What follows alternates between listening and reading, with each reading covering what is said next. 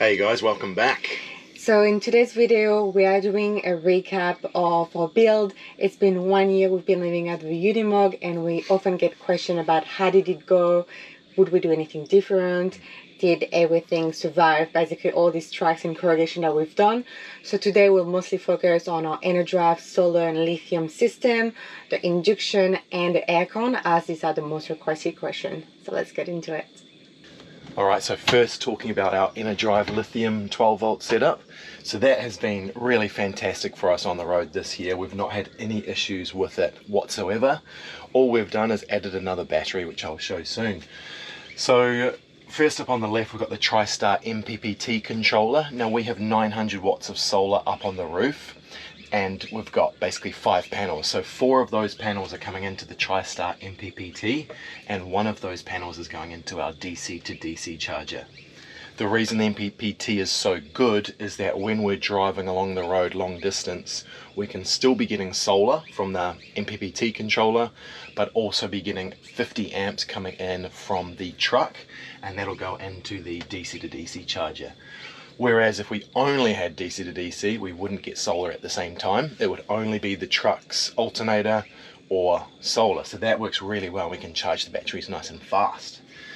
One thing I did with the DC to DC when we got it, someone had told me online that you can change it from taking in 40 amps to taking in 50 amps. So changed that, and that worked perfectly. So 50 amps coming in through the DC to DC max. Alright, and then over on the right we've got the ePower charger. Now when we're plugged in, a bit like say we're in a caravan park, or here at the moment we're plugged into someone's house, so we're at full battery power because it's been raining outside for days, that thing clicks on and charges our lithium batteries as well as just powering everything. So that's been really good. Don't have to do anything with that at all, don't have to change any settings. And then down the bottom we've got the 2600 watt ePower inverter. This we have running 24/7 because we do have a household fridge. It lets off a little bit of heat, but it's not too bad at all. I'll show you what I do about the heat soon. That's been really great. One thing I really like is it has an AC transfer switch, so as soon as we plug into mains power like we are at the moment, this will immediately transfer all of that power straight through to our 240 volt appliances and everything else. Like, it's almost like not running off the inverter. It's really cool, so the heat completely dissipates and you've got maximum power as much as like your normal house. And then when we're not plugged in, this thing cranks. It's really good. Rarely do the fans turn on when we're not powering a really powerful appliance, and when they do, you don't really hear it because it's in this cupboard. And then I later on installed up here on a PWM controller basically a computer fan that I can crank up to start pulling hot air out of the vent, and then we will turn our fan on to exhaust and it will pull that air, that hot air, straight out. So that's worked well. I'm glad I did that. Other than that, it's been really good. I've got the safety features installed on it that I wired up. Maybe in retrospect could have done with a larger fuse box because I've mostly maxed that out. So I wouldn't be able to add too many more to that, but I could add some fuses to the primary fuse box here, so probably absolutely fine. In terms of upgrades, nothing else I'd want to change. Maybe at some stage we'll put another solar panel on the roof and bring that to above 1000 watts of solar, but at this stage it's absolutely fine. And before I forget, we've actually had up to 80 amps of charge coming in. We can see that on our app, our Enerdrive app, to see the batteries. So with that Tristar MPPT cranking on a really sunny day and us driving at 80 amps, which is pretty impressive, especially since we're running off the old generator on the like 40-year-old Unimog, so that's cool. So you're really happy with the Enerdrive setup. And below at the bottom of the cabinet we have 3 200 amp hour B-TEC lithium batteries. We added the third one sort of halfway through this year. We were coming into South Australia and we weren't driving as much, and the days were getting kind of grizzly. So rather than stressing out, we bought that extra battery, wired that all in, so now we have the 3 batteries, and so far it's been awesome. So we just haven't needed to plug in unless we wanted to at, say, a caravan park or something like that. So that's been really good. And then around the corner here, this is the way we monitor our batteries. We don't use the Enerdrive app very often unless we're driving and we kind of just want to see out of curiosity what sort of amperage we're getting. Otherwise we just use the ePRO Plus. in retrospect, it doesn't tell you a lot, but most of them on the market don't. What we would most like to see is a split between what's coming in and what's coming out in terms of power usage, but most of them combine it to 1 amp hour reading like we've kind of got here. So at the moment we're right at 0 amps because we're plugged in and we're also not using any appliances and our fridge is turned off. So that's a tricky one. I mean, it looks good. It's not a big screen, which is nice. We're not monitoring things like water levels in tanks and stuff like that. So if you want a really bare minimum, minimalist kind of battery readout, this is the one to go for sure. If you're after more readings, then maybe not so much, but for us it works great. Alright, so on to the induction. Now this is the first time Ange and I have cooked with induction before. Normally it's just been gas, so we were really hesitant and that's why we didn't recess it into this countertop. It's been really good. With our Enerdrive lithium system, we can cook all of our meals and never really have to worry. One thing to bear in mind though, we try not to cook like long stews or soups or anything like that. That does take ages. We're normally frying our food or boiling water. So we sort of start off, we'll have a hot drink in the morning. That'll take like say 1% of the battery when we boil up. Breakfast might take 5% if we're cooking eggs and some toast and things like that. Then lunch, we'll often have some sort of cold stuff, so we don't even usually cook that often for lunch. It doesn't really apply. And then dinner can take anywhere from say 5 to 10% of our battery, so it's really manageable. Now another thing to bear in mind, because you're running off an inverter which has a maximum sort of output, we made sure that when we got our twin element induction, we made sure that it can't go above 2000 watts. So even when both are running, they will manage each other's power draw to only be 2000 watts in total. Now a normal household one, if we took it, it would probably be way off and it would probably trip your inverter, or it definitely would trip ours because we're at 2600 watts maximum. So you got to remember we're running a fridge and you might be running something else, charging laptops, so you've got to bear that in mind too. But that hasn't been a problem at all. The induction, I would say the more expensive ones may be better and quieter, but we don't really know. So the fans can crank up and be a little bit loud, but we're kind of used to that. It's not a big deal. And then sometimes as well, we'll notice that if you're trying to make something simmer, basically it will crank heat and then turn off, crank heat, turn off. So you'll notice something will bubble, stop, which works, but it's not the same as gas. So you've just got to expect that. It takes a little bit of getting used to. But yeah, so far, I mean, it's just called a Soga. It's not really a brand, I don't think, as such. We bought it online through the Bunnings marketplace, and now they don't even have that. But you can find them on Amazon and eBay, and online you'll find cheap ones, and you just got to look out for one that monitors and doesn't have the maximum draw on both elements right through the roof, because it just wouldn't work. Alright, and moving on to our AC. Now we have a Truma underbunk air conditioner. Unfortunately, we can't show it to you because about 2 weeks ago it stopped working for no apparent reason. So it's actually under a warranty repair. So because of that, I can't massively recommend it. I don't really know what happened. It just stopped working. When we were using it, it was great, but Ange and I have a bit of a love-hate relationship with AC anyway, because if it's really hot outside and you're cranking AC in here, it stops you wanting to even be outside at all. You don't sort of climatize to the heat, so we actually don't really run it much. When we have a baby, that might be a different scenario, so that's why we're making sure it's all fixed.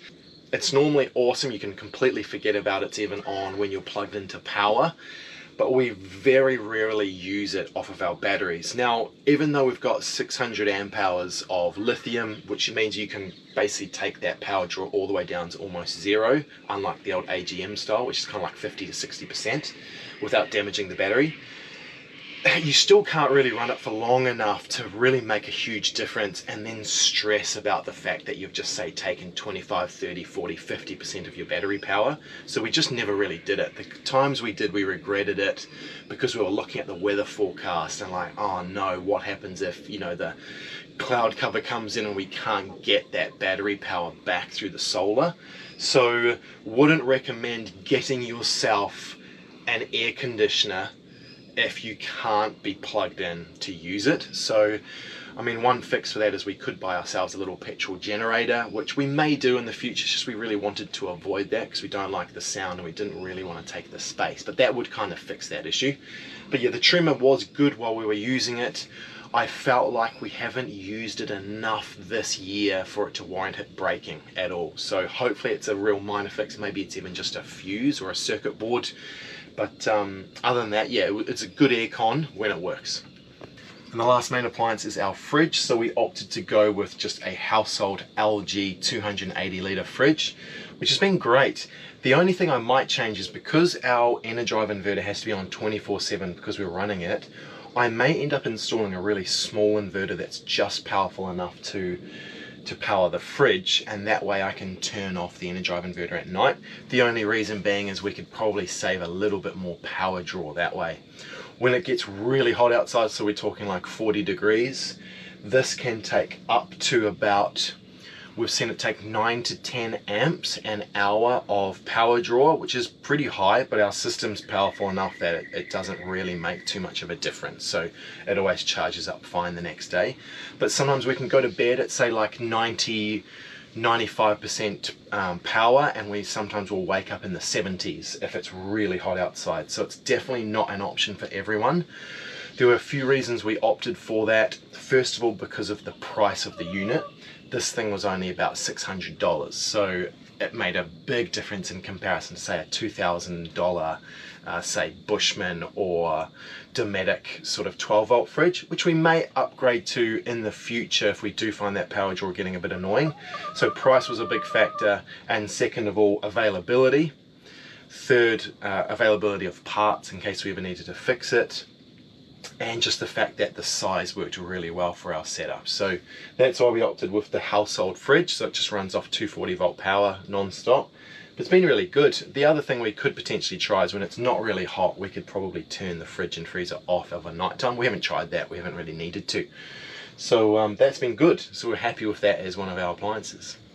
Alright, and another one of the appliances that we really love is buried under here. If you could show that, Ange. Can't really see it, but it is a Isotemp by Webasto stainless steel marine hot water cylinder. This is the 40 litre version. They're just not popular in Australia. Not really sure why. Most people just run gas on demand hot water. We really didn't want to go with gas because A, we're running induction and therefore we didn't need anything else that was gas. And B, because we really built this truck to take it overseas and we didn't want to have to deal with gas regulations in the country and all the different plugs and fittings. So that's why we wanted to really go off this marine system. So you can either run that into coolant so that it has a heat exchanger in it and heats the water up that way, or you can plug it in to 240 volt AC power. We've only ever turned it on maybe 1 or 2 times on our entire trip this year, because it is so efficient, because I plumbed it into the engine. So I probably spent half a day and a couple of $100 getting rubber hose that was rated hot enough, and I plumbed from the heater coolant lines on the truck all the way into this, came through the floor. So then when we drive and the engine gets to temp, which would happen within say 5 minutes of driving, it makes that water scalding hot. It's so good. So Ange and I will be able to have hot showers for 3 or 4 days after driving, because this thing is really well insulated as well. So it's such a phenomenal system. It's a completely free hot water system, so we never have to worry about changing gas. It's been great. The only times it can sometimes be a little bit annoying is if it's so hot outside, like 40 degrees plus, it can get a little bit of radiant temp there and it's near our rubbish bin. So sometimes that'll make our rubbish smell a little bit sooner.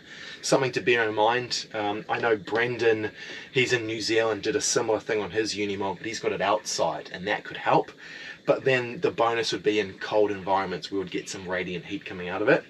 So if you can be bothered plumbing it into your engine, or you know how to, that's definitely the best solution if you're running something like a truck or a yacht or something like that. So Isotemp, really good, happy with it. Okay, and finally we'll go into our kind of exhaust airflow fan sort of setup. We went with a fuel fan.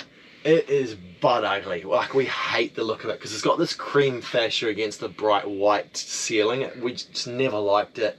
As you can see, it's got a whole bunch of bugs and dust and it's just a bit gross. But it works well because it's really low profile, and that was the main reason we got it. It didn't stick up above the roof and make us even taller, because we know we would have just smashed with trees or something. It's manual, so it can't really brake so easy, having one of these electronic lifting sort of visors for it. So you just crank it and that goes up and down, that's easy. And then because it's got an exhaust or an intake, so if we're cooking, we can put it on exhaust, or when I'm trying to get the hot air out of the cupboard, which is rare, that'll come out, or we can pull air in if it's a bit cooler outside than in the box. So because of that, yeah, it works well. It's got a little blind that we can put across, which we never have done. But from what we could find, there's bugger all options on the market for a good small ventilation fan. So it ticks the boxes, but yeah, they definitely could have done a better job with it. And then finally, last but not least, we bought one of these when the temperature started to soar. I can't remember exactly what it's called, Makita LXT, I think it's like a workmate fan, something along those lines. And it runs off our 18-volt lithium batteries. So we've got 2 of these that we just have on rotation non-stop, so that takes some power draw as well, I guess. I mean, you don't notice it, but we're constantly changing these. This will run for about 8 hours off one of these batteries, so we can hang it off our window. They hang off there, and we'll have that over our bed for about 8 hours before it needs to be replaced. So it will pretty much last the whole night for us, which is cool. But a little bit annoying because we're having to change batteries and move it around. So we are going to upgrade to 2 Sirocco fans, Sirocco 2s. So we're probably going to try and get one right here in the corner if I can manage to make it fit, and one around in the baby room because it can get quite hot over there when there's not enough airflow. So definitely something to bear in mind with your build is you want as much airflow as possible. Because we don't have a window on the back wall, if there's no breeze coming side to side, sometimes it can get a bit warm, and that's where this thing really comes into its own, which is great. So that sort of wraps up our appliances and power system in the truck. Overall, we're really happy with the choices we made.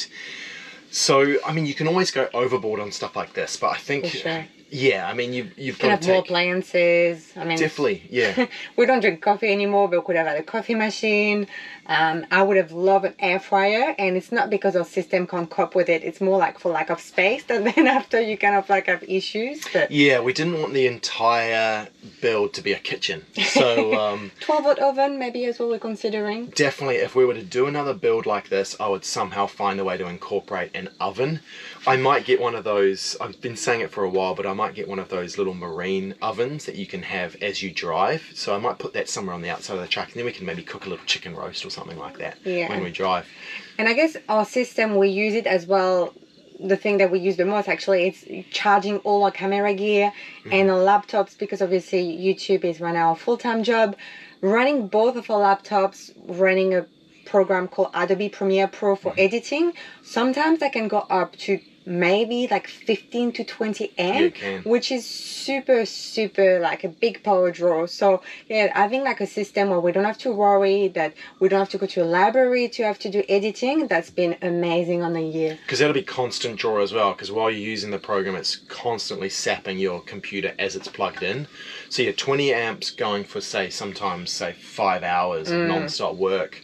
You do notice it. So yeah, it's good to have a nice powerful system for us, and it was why we built so much of, you know, our setup around that cabinet as well, because we knew we needed the charging space, we needed the space for all the Enerdrive stuff. So no, that's worked well. So let us know if you've got any question about any other aspect of the build. We maybe will do like a Q&A a bit later on this year. So yeah, if you've got anything that you want to know. Just one of the appliance we forgot about, we do have one of those Chinese from, what's it called, Max Speeding Rods diesel heater, and we have used it. We've used it quite a few times in South Australia actually, and man, that thing cranks. It's a 5 kilowatt unit, and you could get away with a 1 kilowatt, I think. We've had it on the lowest temperature setting, and it heats this thing up in 10-15 minutes. Then we have to turn it off because it's sickly hot in here. So that is one appliance we forgot, sorry, and works really well. The power draw is minimal anyways. It's not really to do with power, that's more just it sips away at diesel. But definitely recommend get one of those diesel heaters, they're great. Alright, and that wraps it up, and I guess we'll see you on the next video. See you on the next one. Cheers. Bye.